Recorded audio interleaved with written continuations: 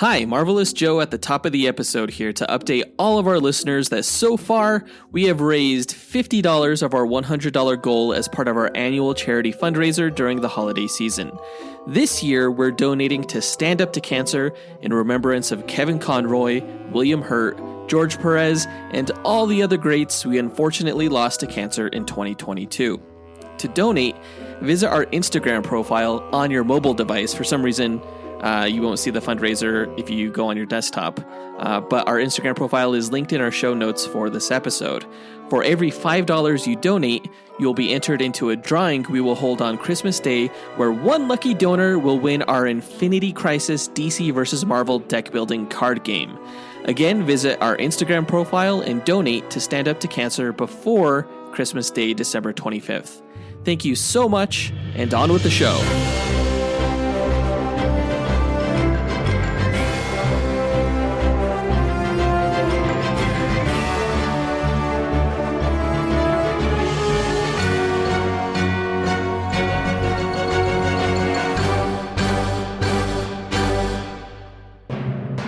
Hi, and welcome to the Dynamic Duel podcast, a weekly show where we review superhero films and debate the superiority between Marvel and DC by comparing their characters in stat-based battle simulations.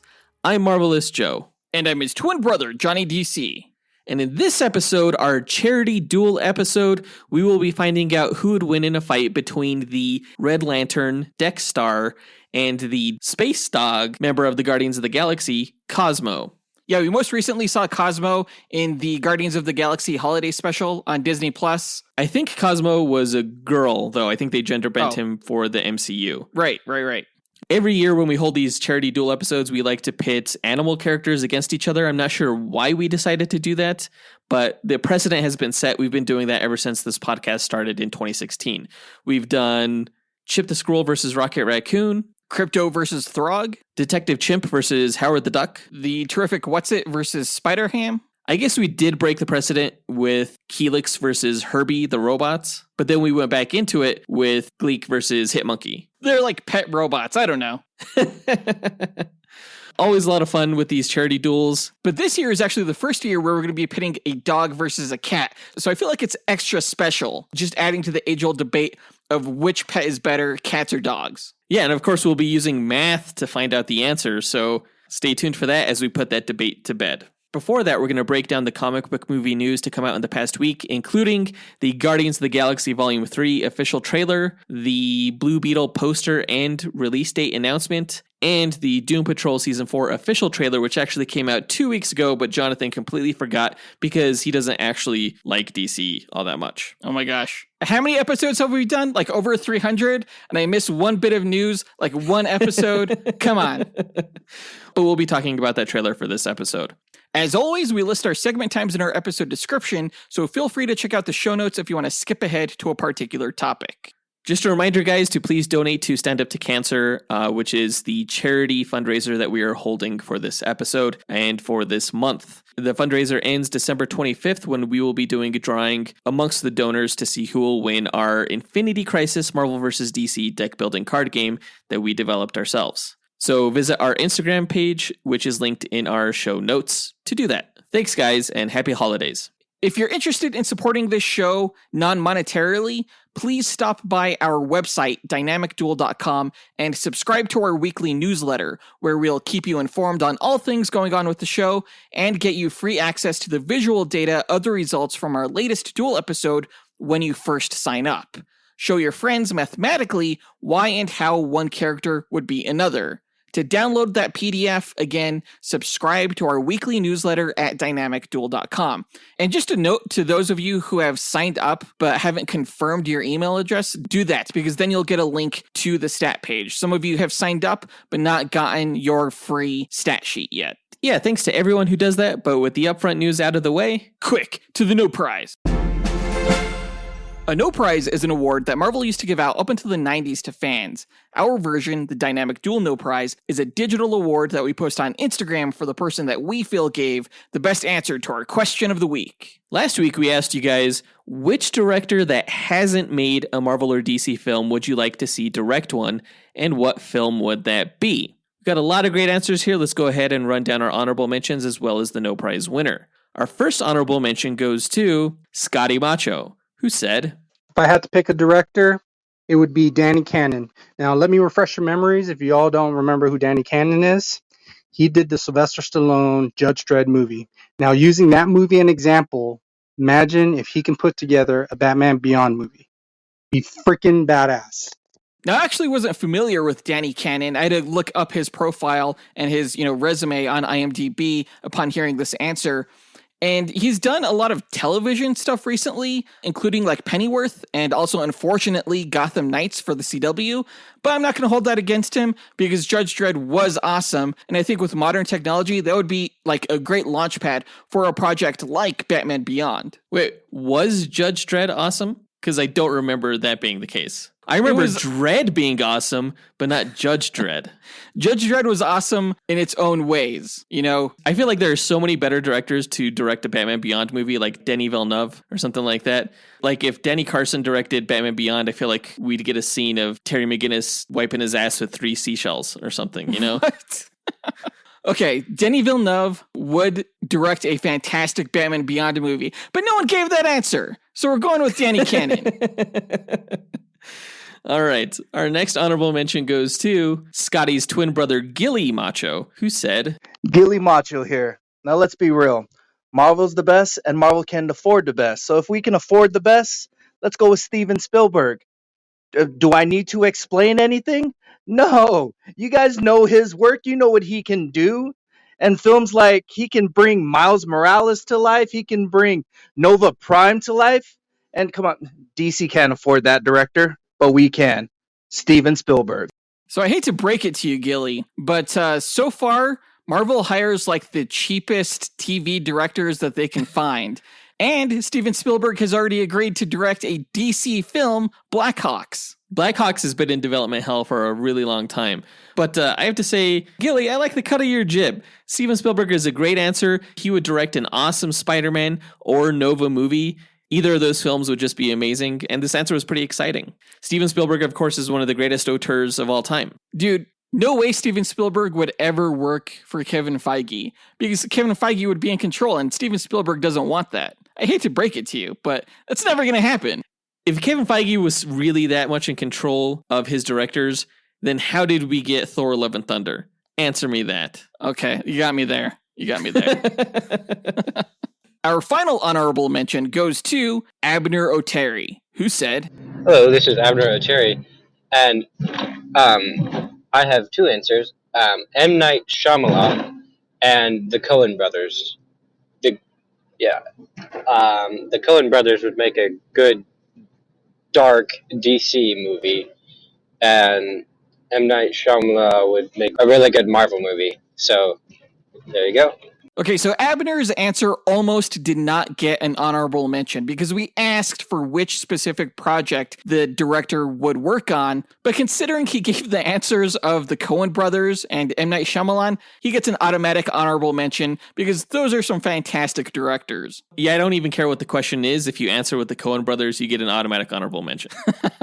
Yeah, for the Coen brothers, I could totally see them directing something like Jonah Hex or The Question. Yeah, that'd be great. Just like these really gritty films that they're known for. I think they would do a perfect job. And as far as M. Night Shyamalan goes, I think he would do a great job at adapting Moon Knight to the big screen. Like if they wanted to make a full-length feature of the television show starring Oscar Isaac, M. Night Shyamalan would be great because he kind of deals with darker subject matter in his films. And, he's the king of twists. And I think the character of Moon Knight is kind of ripe for a twist just based on the nature of the character. Dude, I'm kind of sad that this doesn't exist now. Like, I'm sad that they made a Disney Plus show instead of a feature film directed by M. Night Shyamalan. Yeah, that would have been awesome. It would have been really awesome. Even though Shyamalan's hit or miss, I think he still would have done a good job with Moon Knight. Or somebody like Elsa Bloodstone or something. Yeah. Well, great answer, Abner. We want to give a quick shout out to everyone who took the time to visit our website and record an answer. Yeah, including CJ Kraft, who said Guillermo del Toro, who was ineligible because del Toro directed Blade 2. Miggy Matanguihan also answered, as well as Lizzie Dyer Arney, Baidir Bangora, and Noah Terry. But the winner of this week's No Prize is Matt Lamb, who said, Hey guys, Matt Lamb here. So I'm thinking Tarantino would be the director and Heroes for Hire be the film. Tarantino does a lot of homages to the 1970s, and those characters would fit well into that film. And it would be great to see an R-rated film in the MCU that is a mashup between Jackie Brown, Pulp Fiction, Reservoir Dogs, and Kill Bill's Volume 1 and 2. I'm pretty sure you guys would also enjoy a film like that as well. Later. Now, Quentin Tarantino is far and away one of the best directors of our time. He's made amazing films, including Pulp Fiction and Kill Bill. Once Upon a Time in Hollywood, that was great. That was really good. People have been wanting him to direct a superhero movie forever, and the best project that he would be suited to would be Heroes for Hire, I think. Like Matt Lamb said, Tarantino likes to do a lot of homages to the 70s, and Heroes for Hire is a project that has its roots in the 70s when characters like Luke Cage and Iron Fist were created. They came out of the blaxploitation era and the Kung Fu film era. I could totally see it now. Like Danny Rand and Luke Cage having breakfast in a diner when some fool tries to pop in and rob the place, and they end up beating the shit out of them, and like a foot fetish scene with Misty Knight and stuff like that. It would all be in there. It would all be glorious. He'd be perfect. This is the perfect answer. Actually, Quentin Tarantino has come under fire recently for his comments regarding Marvel actors about how none of them are movie stars, and it really pissed like Sam Jackson off. Yeah, I mean, he's not entirely wrong. You look at films like Men in Black International or The Gray Man or something like that, where you have these Marvel actors who have made bank for Marvel movies, but can't quite seem to get the same type of box office outside of Marvel. I don't think he means to knock superhero movies. I think he's just stating how important the characters are themselves over the actors. And a lot of people actually in the industry are saying that like there's no such thing as movie stars anymore. It seems to be more about characters. And that's something that Marvel Studios, I think, has really had a hand in changing. Well, I mean, it even goes back to the 1970s with Christopher Reeve. I mean, how many blockbuster films did Christopher Reeve star in after Superman? When it comes to superheroes, the characters are often larger than the actors themselves. Very true. So I don't hold those comments against Quentin Tarantino. I did like Simu Liu's response, though, about how, this is a new Hollywood. So, yeah. Congrats to Matt Lamb. You win this week's No Prize. If you, the listener, want a shot at winning your own No Prize, stay tuned to later on in this episode when we'll be asking another question of the week. And now that that's done, on to the news.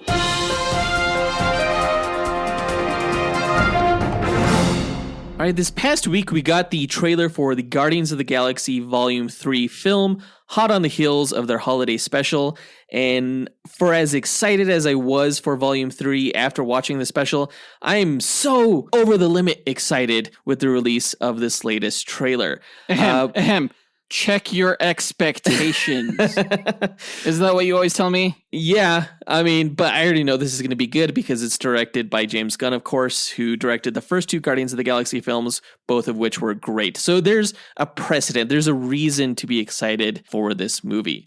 My first big takeaway from watching the trailer was that this movie looks like it's going to be hella emotional, right? Oh, man. I think this is going to break the record for tears shed during a Marvel film because it looks like maybe one or several members of the Guardians of the Galaxy are going to die during the course of this film. Just the scenes with like Rocket Raccoon alone from this trailer got me teared up. Like when he's saying things like, we're all going to fly away together one last time into the forever, that beautiful sky. I'm like, what the hell are you saying, man? Like, don't say that shit. I mean, it makes sense because this is absolutely James Gunn's last film for Marvel Studios.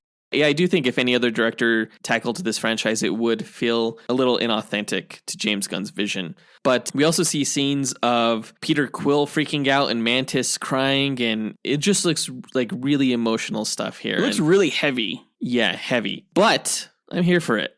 This film gets me excited, not just because the movie looks good, but of the potential I see for DC characters and DC films under James Gunn. It's going to be amazing. The guy is just like effortless when it comes to blending humor and heartfelt moments and visuals. He's an auteur now. Probably, yeah, I think you could say that.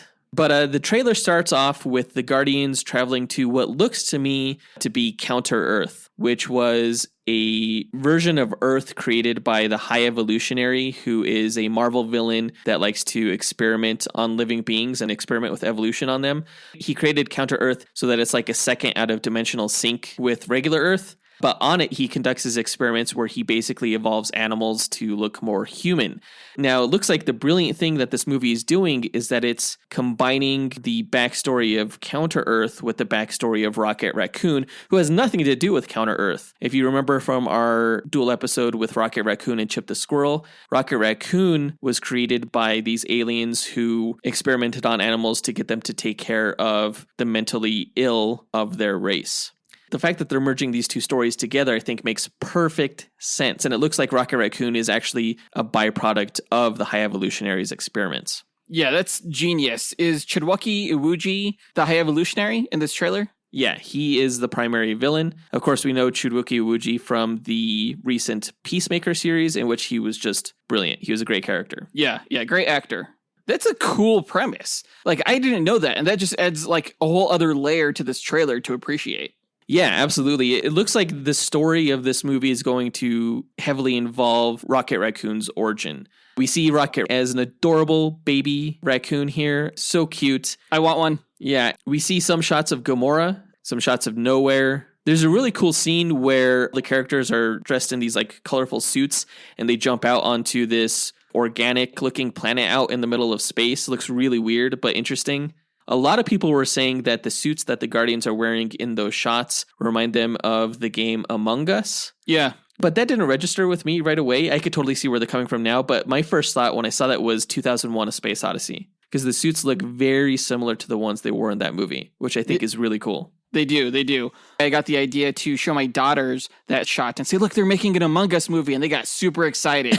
And then I had to break the news that actually I was lying. And this is Guardians of the Galaxy. Well, ever since the holiday special, your daughters are into the Guardians of the Galaxy, right? Yeah, they were sad for a little bit, but once they learned it was Guardians of the Galaxy and they'd get to see Rocket Raccoon and stuff like that, they did get a little bit excited. Yeah.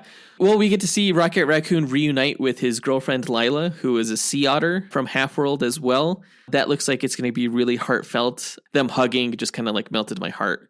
We also get our first look at Will Poulter as Adam Warlock. Yeah, I thought we would see more of him. He does look pretty cool. Yeah, Adam Warlock was one of the original members of the Guardians of the Galaxy. If you remember from our Adam Warlock versus Mr. Miracle duel episode, he is a synthetic being who was created by the Enclave on Earth, but in the MCU, he's created by the Sovereign, Aisha, from the past movie. It's unclear whether or not the High Evolutionary has any involvement with Adam Warlock's creation, but that would be pretty cool too, considering that Adam Warlock is supposed to be the highest life form. It looks like he's going to be an antagonist in this movie, but given his heroic standing in the Marvel Comics universe, it's likely that he's going to end up joining the Guardians at some point, maybe towards the end of this film.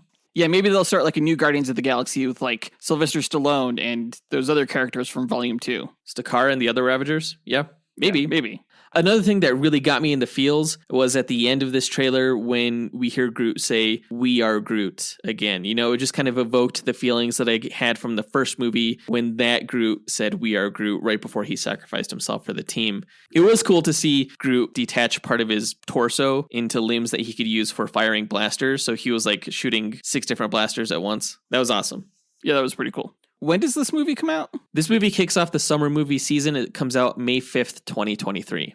I cannot wait. I don't even need to see another trailer for this movie. As a matter of fact, I almost don't even really want to, but I know that we're likely going to get another one before May comes. Yeah, hopefully just one more. I don't want this thing spoiled too much. Yeah, exactly. Moving on to DC news, at CCXP, where we saw the Guardians of the Galaxy official trailer, it's a comic convention down in Brazil, we also got our first look at the blue Beetle logo on the film's first poster. And normally we don't talk too much about posters, but this thing is awesome. I'm really digging this logo. It's very intricate, very detailed, and it kind of follows in the same vein of the first teaser posters we got for films like Batman, 89, X-Men, and the Avengers. But I would say that this is cooler than all of them. I mean, it's fine. It's a beetle. It has bright colors. There's not really much to it. It's Kajida. What do you mean there's not much to it? I'll repeat myself. It's fine. You know, it's a beetle. It has bright colors. Yeah.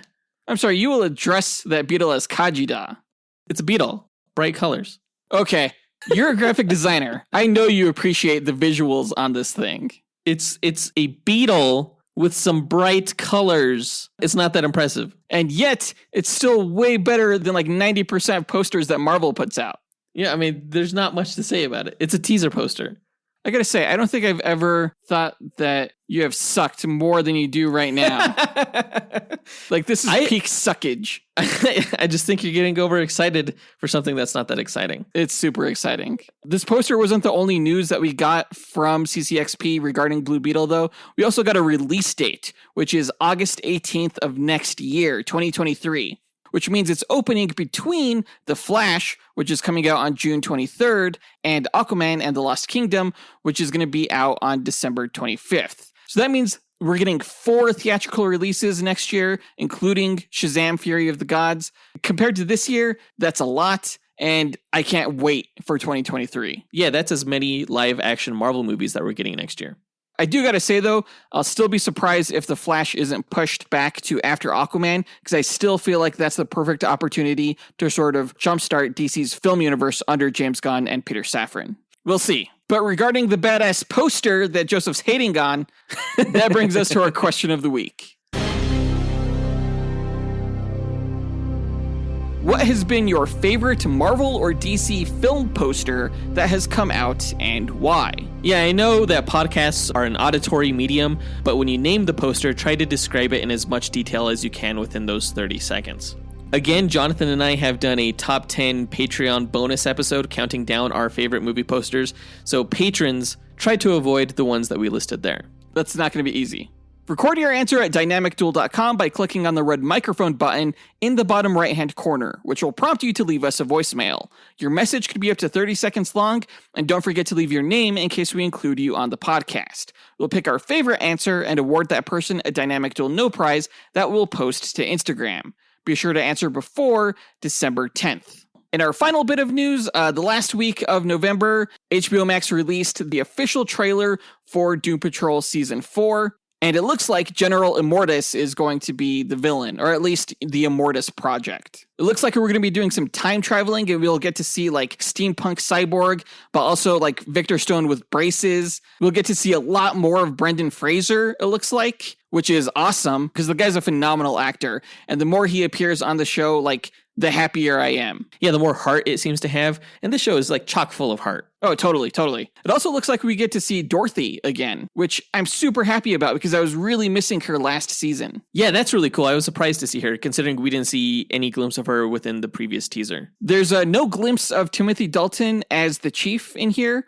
It looks like Madame Rouge is still going to be like the leader of the team, which is okay, I guess. The actress who plays her, Michelle Gomez, I thought did a pretty good job last season, and it was a pretty adequate replacement for Timothy Dalton. But I would still love to see Timothy Dalton in this season. Yeah, it'd be cool if he could come back. He's a great Niles Calder. Overall, it looks like this season is going to be just as bonkers and good as past seasons. I've said it before that this is DC's best ongoing series currently, and this trailer makes it look like it will continue to be so. Yeah, I will say that the seasons have gradually lessened in quality. Like, I think the first season was about 4.5 stars, and then we rated the second one 4, and then the third one 3.5. So hopefully this season is able to bounce back up to the quality of the first one. Yeah, I mean, I think COVID has a lot to do with the quality of some of the more recent seasons. But now with a lot of the restrictions lifted, I do expect a bit more from this upcoming season, which kicks off December 8th on HBO Max. Yeah, it looks like it's doing the same thing that this current season of Titans is doing, where they release 6 episodes and then have a mid-season break to release the subsequent 6 episodes. We're not quite sure when Titans Season 4 is going to come back from its mid-season break, but we'll be sure to review both of these seasons once all the episodes come out. Early next year, most likely. But I think that does it for all the news for this episode, so let's go ahead and get into our main event, where we find out who would win in a fight between the Red Lantern, Dex-Starr, and Cosmo the Spacedog.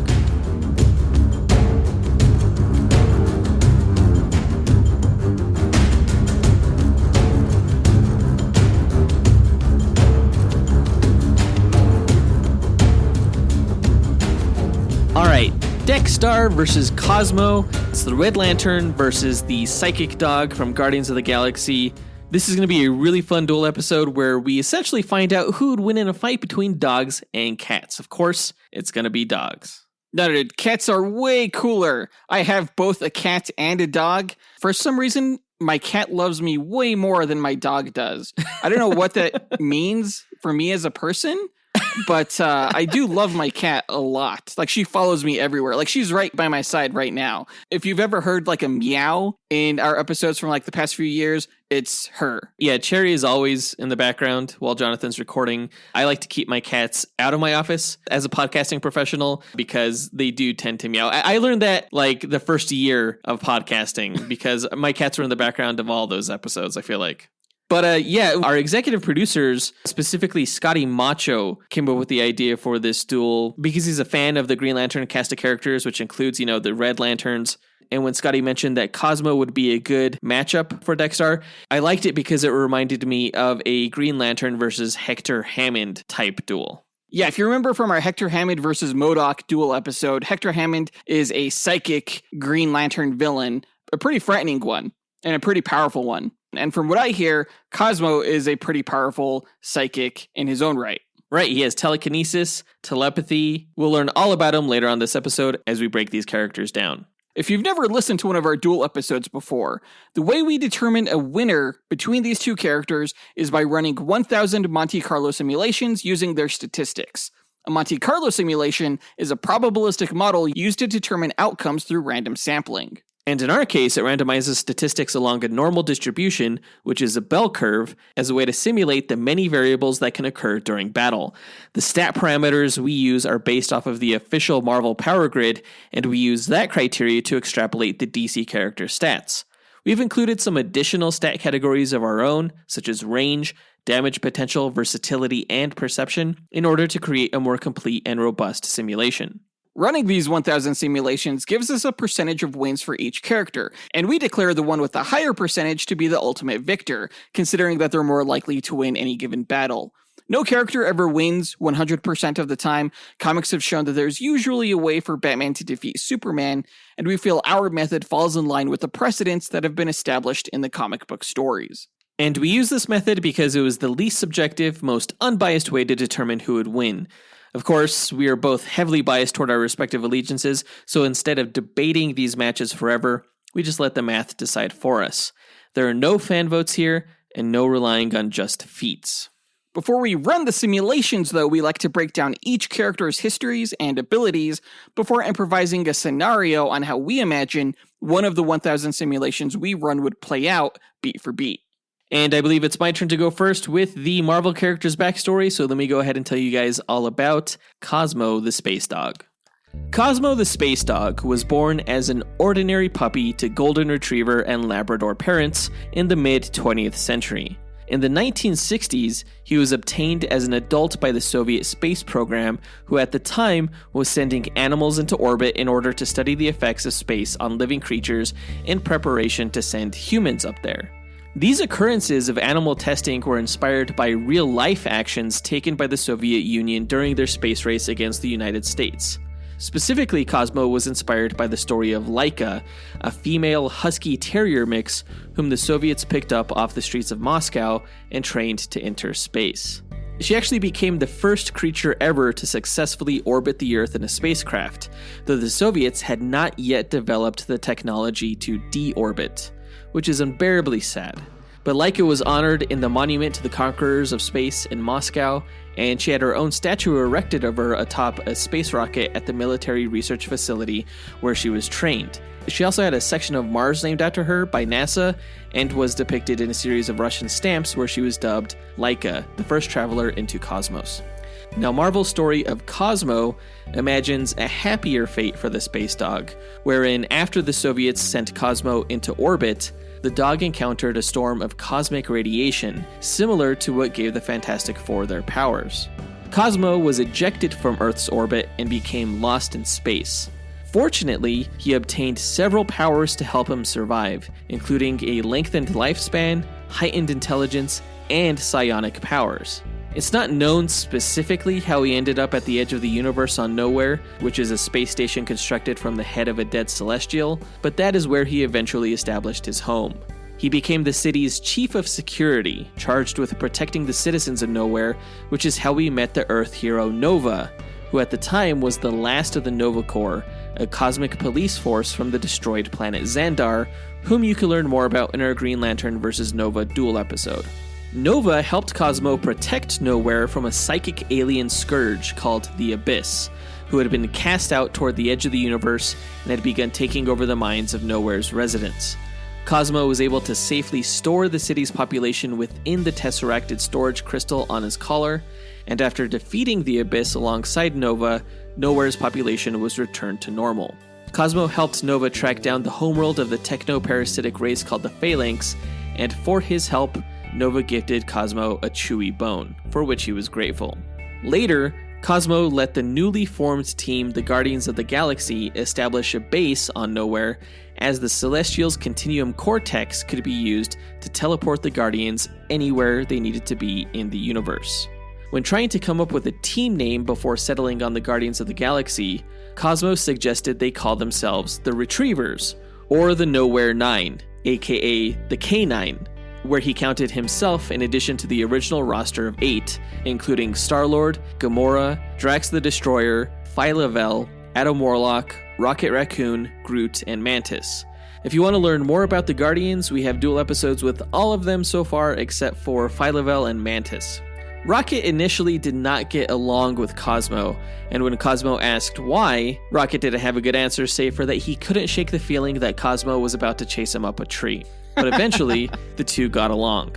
Cosmo assisted the Guardians in their battles against the Magus, the Skrulls, and he helped stop a war between the Kree and Shi'ar alien races, which caused a rift in the fabric of space and time into a dimension known as the Cancerverse. Star-Lord allegedly died alongside Nova closing up the rift to the Cancerverse, and he had tasked Cosmo previously, if anything should happen to him, in gathering and forming a new group of cosmic protectors called the Annihilators, which was a team composed of the Silver Surfer, Beta Ray Bill, Quasar, Gladiator, Ronan the Accuser, and Icon, all of whom we've done episodes on except for Gladiator, Ronan, and Icon. The Annihilators team was short-lived, however, and eventually Star-Lord returned to the universe to reform the Guardians of the Galaxy. They established a more mobile base on the starship named KIT, which stood for Cool Interstellar Travel Ship. Cosmo, however, remained on Nowhere, which was eventually attacked by a space pirate called Captain Skarn, who was after control of Nowhere's Continuum Cortex teleporter. Skarn shot Cosmo with a poison dart that dampened the dog's psychic abilities and would have killed him if not for the new Nova, Sam Alexander, helping save him by bringing him to Nowhere's sickbay, where Cosmo was treated and his powers restored. After helping defeat Captain Skarn, Cosmo formed his own security team to help protect Nowhere called the Nowhere Corps, consisting of Moondragon, Mantis, Bug, and Prism. Cosmo failed to protect Nowhere from Thanos' Black Order, however, and he and its citizens had to flee as Thanos was resurrected. Convening with the galaxy's heroes on their plan of attack, their meeting was ambushed by the Black Order, and many of them were sucked into a black hole. Cosmo was saved by the Silver Surfer, though, and he helped track down the many heroes that were lost to time and space. Nowhere was ultimately destroyed in the Guardians of the Galaxy's battle against Thanos when a black hole was created inside the Celestial's head that consumed Thanos and his Black Order. And that's his backstory. Powers-wise, Cosmo has vast psychic powers granted to him by cosmic radiation. He has telekinesis, meaning he is able to move things with his mind, and project telekinetic force fields that can deflect physical and energy attacks. He also has telepathy, which allows him to mentally communicate with others and read their minds. He can psychically control foes or shut their minds down, as well as create psychic defenses that shield his mind from psychic attacks. His telepathy can also create mental illusions to seemingly alter the state of the environment and himself. Cosmo also has an increased lifespan and heightened intelligence, and of course the natural abilities of a canine, including enhanced hearing, smell, and bite strength. And that's Cosmo. Dude, that story of Laika is sad. It was heartbreaking, man. Such a cute dog, too. Fucking Russians. Fuck you, Russians. I mean, not all of you, just like the leaders. I'm sure the rest of you are great. I'm sure America did something similar with like a chimpanzee or something. There was a lot of fucked up shit that happened to animals in regards to animal testing, even from a few decades ago. Sucks. But at least, in the fictional world, they get superpowers and happy endings. That is cool. That is cool. Well, let me tell you all about my superhero animal, the Red Lantern Dex-Starr. Real quick, I'll start off by telling you the inspiration for Dex-Starr actually came from the artist who was working on Final Crisis Rage of the Red Lanterns. He had a cat named Dexter, and he thought it would be funny if he included a cat amongst the Red Lanterns ranks because they're all angry, and audiences loved that. So then Jeff Johns had to write a backstory for this cat that had been drawn. That's awesome. Yeah. But Dex-Starr first appeared in that Final Crisis tie-in comic, Rage of the Red Lanterns. The Red Lantern Corps is one of 7 factions in the universe fueled by emotional energy patterned after the visible spectrum of light: red, orange, yellow, green, blue, indigo, and violet. Green Lanterns are fueled by the energy of willpower or courage, and you can learn more about them in our various Green Lantern duels, such as Hal Jordan vs. Nova or John Stewart vs. Quasar. Red Lanterns differ from Green Lanterns primarily in that they are fueled by the emotion of rage. This energy was initially harnessed by a being named Atrocitus, the last surviving member of Sector 666, who used blood magic to form the first Red Rings and sent them into the universe to find the most rage-fueled beings in existence to form the first members of the Red Lantern Corps. One of those beings was Dexter. Now, Dexter was a blue, short-haired domestic cat abandoned as a newborn kitten alongside his siblings at the Brooklyn Animal Shelter, where a lonely widow found and adopted him. She adored Dexter, and Dexter loved her just as much, as the two made each other's lives better. After several years, during one random night near Christmas, a burglar broke into the woman's apartment attempting to steal her wedding rings. Dexter attacked the man, scratching his arm and causing him to scream. The scream caused the woman to wake up, and when she began to call for help, the burglar brutally killed her. The next morning, as the police investigated the murder, they found Dexter and kicked him out of the apartment, concerned that he would contaminate the crime scene and unaware that he lived there. Forced to live on the streets as a stray, Dexter was found in an alleyway by 2 street thugs, who put him into a sack and threw him off the Brooklyn Bridge into the river for fun. Jeez. Helpless, hurt, and filled with anger, Dexter was rescued by a Red Lantern ring that had sensed his rage. The ring flew onto Dexter's tail just before he hit the water and transformed him into a Red Lantern.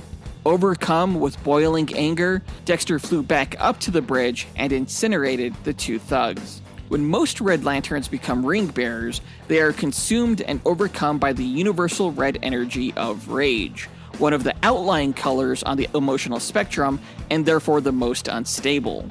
The ring replaces the blood of its bearer with hot plasma, causing the bearer to vomit its lava-hot blood, often as an offensive attack.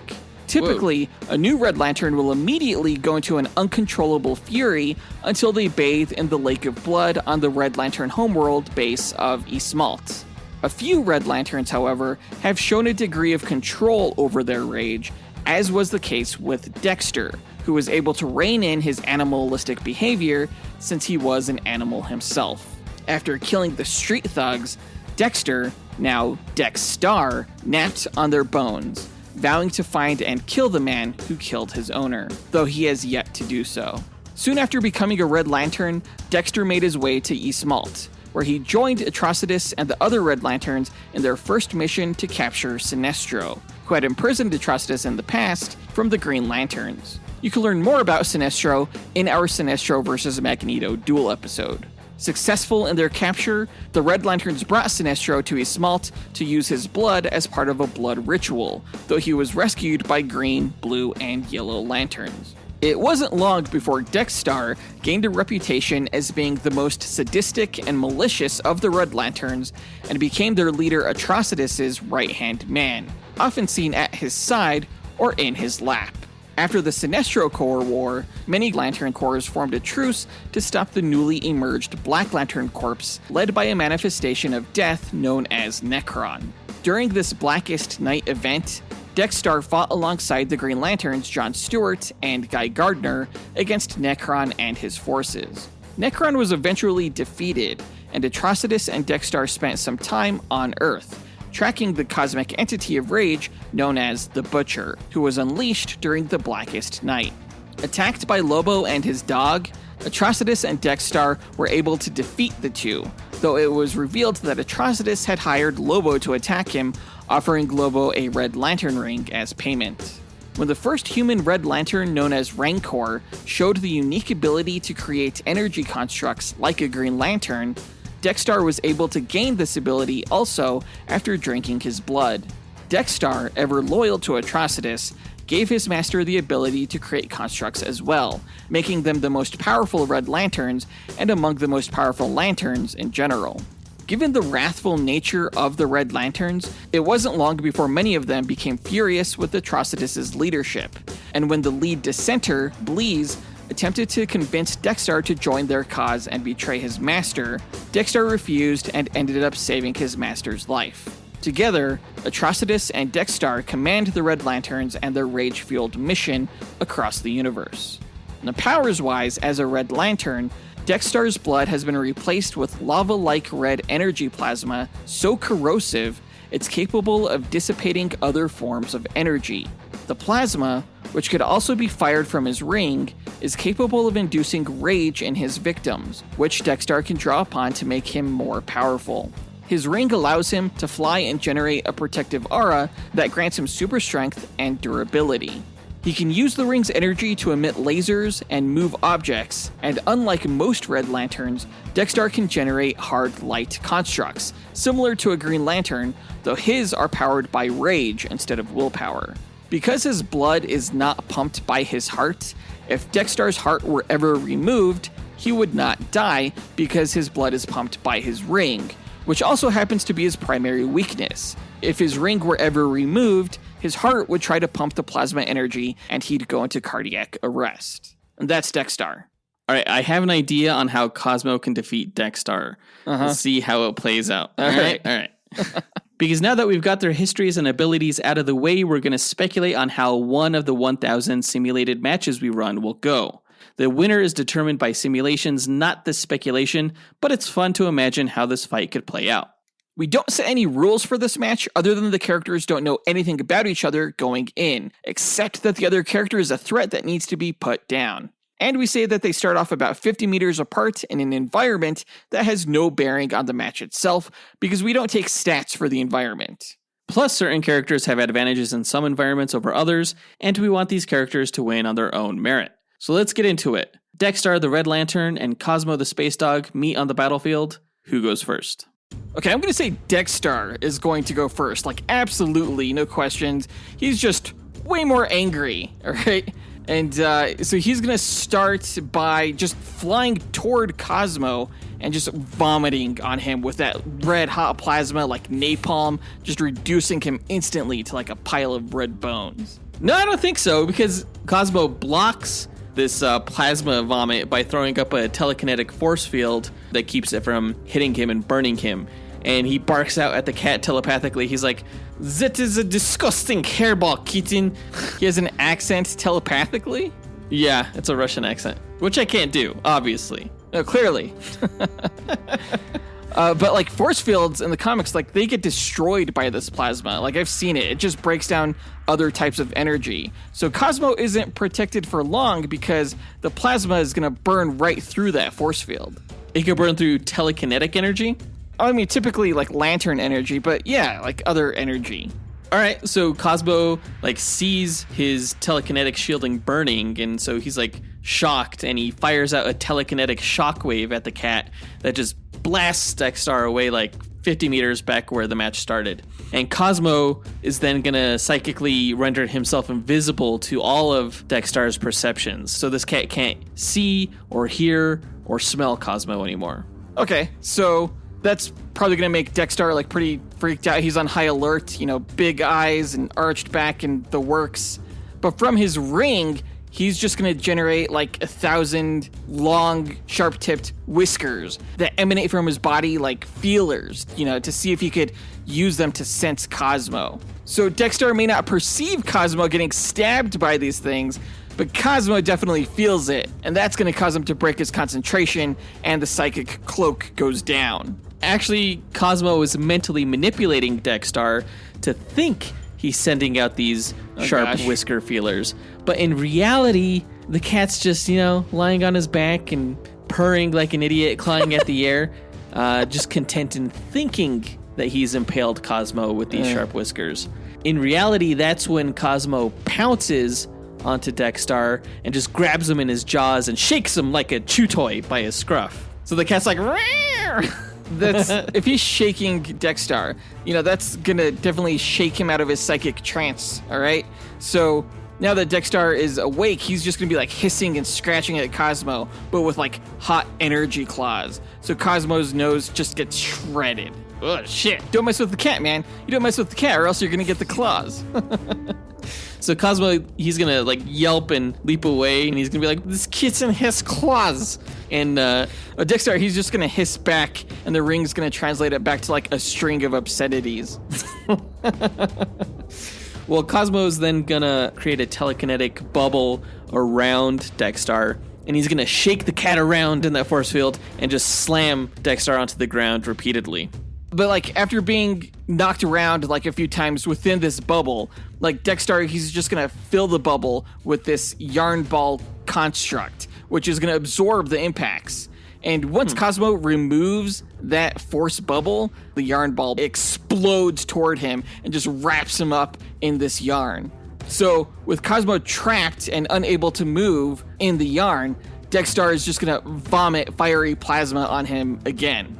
Well, as Dex-Star's like spewing plasma on him, Cosmo does a mental scan of Dex-Starr, and he's going to project the mental image of Dex-Star's former owner lady. So Dex-Starr sees himself burning her, and he's going to be like, "Oh shit!" And he instantly stops his plasma attack. So Cosmo is only like partially burnt, like barely. And like Dex-Star's whole world is just shattered, just crashing down, because in his mind, he thinks he just killed his owner lady. That was actually a really good move, and probably better than you think. Because if a Red Lantern stops feeling rage, like maybe if they're distraught or like really sad or something, their ring actually leaves them, and they'll essentially die. But I'm gonna say that if Dex-Starr is made to believe that he just killed his former owner, he's just gonna be angry at Cosmo for bringing her into the battle, like unbelievably angry, all right? And he's just gonna like erupt like a volcano, filling the entire environment with this like lava-like liquid plasma. So Cosmo, he's gonna get burned away. Any protective shielding he may try to create also gets burned away. There's like no defense. Dex-Starr is just that unbelievably angry. Well, it's going to take time for, Dex-Starr to come to terms with his alleged actions and kind of like process that anger and everything. So while that's happening, Cosmo kept reading his mind and psychically deduced that the cat's power source is the ring on his tail. So Cosmo's going to telekinetically lift it off Dex-Star's tail, which, as you stated before, kills a Red Lantern. So cat's dead. Except that was a fake Red Lantern ring. It was just a construct made by Dex-Starr. Like the real one was invisible because Dex-Starr had the light warped around it. Okay? And how did he know to do that? Well, it was a protective maneuver that he initiated, like, I don't know, like maybe in the yarn ball after he realized that Cosmo was telekinetic. It's funny, though, that you think that, like, this cat can keep secrets from a mind reader. Cosmo already knew that Dex-Starr was trying to hide the ring. So, yeah, he lifted off the right one, cat's dead. It's funny. It's funny that you think Cosmo has enough time to deduce all of Dex-Star's secrets. Like, Dex-Star's temper is way too short and explosive to give Cosmo that much time to read his mind. I mean, he could read minds pretty damn quick, No, I don't know that. Well, that might be a good place to leave this match. Either Cosmo is able to lift the Red Lantern ring away from Dex-Starr, or he doesn't have enough time and Dex-Starr erupts explosively and burns Cosmo away. We'll go ahead and leave the match there. We'll input the animal stats into our simulation runner and come back to you guys with a winner. All right, we're back. It was actually a lot of fun putting in the stats for these characters. Despite being animals, they're both pretty insanely powerful. Probably some of the more powerful animal characters that we've done a duel with. Yeah, after last year's like Gleek and Hitmonkey, these guys totally stomp. And not surprisingly, I think like real life cats and dogs, their stats differed quite a bit. Yeah, I mean, they were pretty far apart in terms of speed. We said Dex-Starr was way faster than Cosmo. Durability, the ring provides ample protection to Dex-Starr outside of the force fields that they're both able to generate. But Cosmo was smarter than Dex-Starr, and he had greater perception due to the fact that he's a telepathic mind reader. Right. We said that Dex-Starr was slightly more versatile and a slightly better fighter. Which I thought was weird, but apparently Dex-Starr is like much more of a melee fighter than Cosmo. Right. And when it came to evasiveness, damage level, and range, they were about equal. So given all that, who do you think is going to win this one, Jonathan?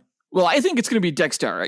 Red Lanterns are insanely powerful, and our Instagram followers who took part in our poll agree with me. 63% of them said that Dex-Starr was going to take this match. What idiots! Because the winner of this week's duel matchup between the Red Lantern Dex-Starr and Cosmo the Spacedog is Dex-Starr. Yes, Dex-Starr. Oh, why did you say they're idiots? Because even if they had a good idea that Dex-Starr would win, they're still idiots for voting for DC in the first place. They sound like winners to me. I don't know. So out of 1,000 simulated matches, Dex-Starr won 569 of them, whereas Cosmo won 431. So it was 56.9% to 43.1%. So pretty close, but in the end, Dex-Starr just had basically too many powers granted to him by the Red Lantern ring. If he was like a typical Red Lantern who couldn't generate constructs and stuff like that, I think that Cosmo would have taken this.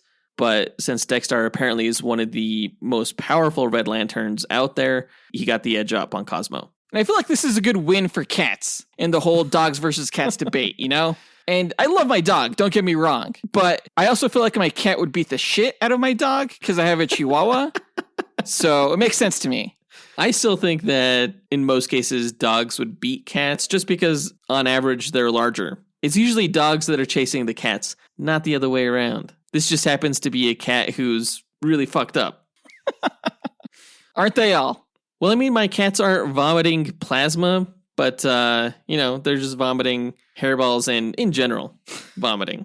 But that does it for this duel, guys. Let us know what you thought about the results by writing to us at dynamicduelpodcast@gmail.com or by visiting us on Instagram or Twitter. You can find links to all of our accounts by checking out our show notes or visiting our website, dynamicduel.com. And also don't forget about our ongoing charity fundraiser. You could donate to Stand Up to Cancer at our Instagram profile page on mobile devices. Again, we're halfway through to our $100 goal. Please help us meet that this holiday season. Again, for every $5 you donate, you will be entered to win our Infinity Crisis deck building card game that Joseph and I created. Yeah, we'll be drawing a winner on Christmas Day, December 25th. So be sure to donate before then. In our next episode, we will be doing another duel between the Flash villain Captain Cold against the X-Men villain Pyro. So it's ice versus fire. Right, and this match is in lead up to our next team duel that we're going to do, which is going to be the Flash Rogues against the Brotherhood of Mutants. So that's going to be a lot of fun. We have a lot of great characters to get through until episode 325. Look forward to them, and be sure to tune in next week. We want to give a big thanks to our executive producers, Ken Johnson, John Starosky, Zachary Hepburn, Dustyn Balcom, Miggy Matanguihan, Brandon Estergard, Nathaniel Wagner, Levi Yeaton, Nick Abanto, Austin Wesolowski, AJ Dunkerley, and Scott Camacho for helping make this podcast possible. And we'll talk to you guys next week. Up and away, true believers.